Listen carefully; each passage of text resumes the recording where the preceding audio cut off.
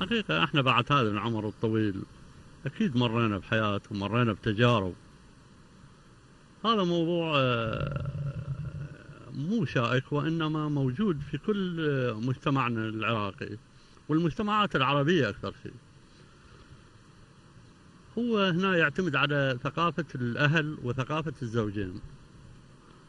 ممكن انه الزوجين يحلون هذا الموضوع بيناتهم اذا كان عندهم وعي وادراك، وممكن استشارة الأهل، استشارة الطرفين من الأهل. لكن إذا تدخل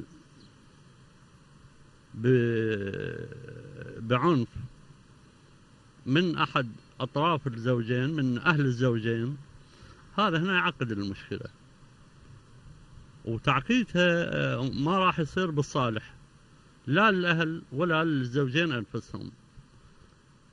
فالتأني مطلوب والاستشارة مطلوبة، خاصة أنه إذا يصير ضحايا، يعني إذا الأبناء إذا صارت حالات تؤدي إلى الطلاق يمكن، وأحيانا يكون سبب جدا تافه ما يتطلب أنه التدخل من هذا وذاك.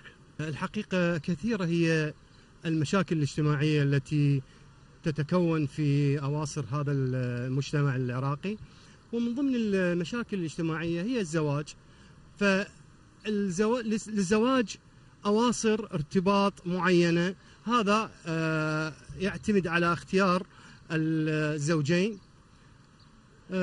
لا يخلو بيت من هذه المشاكل إن كانت بسيطة أو إن كانت معقدة. فدائما المشاكل هي تبدأ من شيء بسيط ثم تتعقد وتتحول إلى مشاكل كبيرة لا سامح الله. فالمشاكل الزوجية بعض الأحيان التدخلات اللي تكون من خارج العائلة هي التي تؤجج هذه المشاكل وتحولها إلى طلائب مشاكل كبيرة بعض الأحيان. الحقيقة يعني التدخل إن كان من قريب أو بعيد، وخاصة بعض الأحيان يكون التدخل من قبل أهل الزوجة، لا لأجل خلق حياة زوجية معينة أو رائعة بين الزوجين، بل لخلق هذه المشاكل.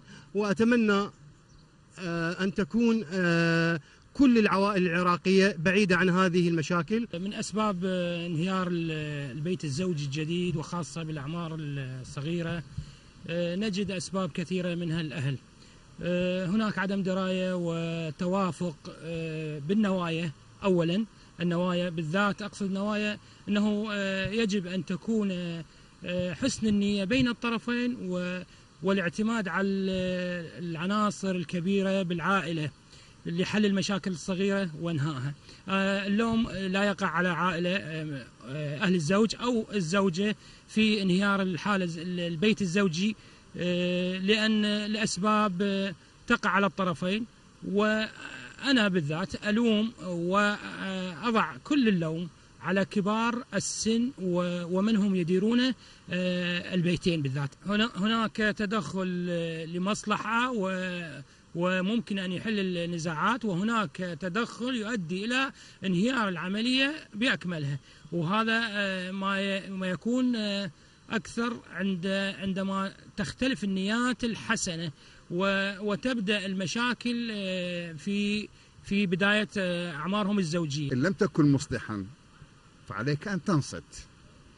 هنالك حالات أدت إلى تفاقم الأزمة بين زوجين أرادا أن ينفصلا فلم يتمكنا من تحقيق الحلم في التواصل أو الاتصال، فتدخل الأسرتين، أسرة الزوج والزوجة، عامل مضاف لتأجيج تلك النار وعدم إطفائها.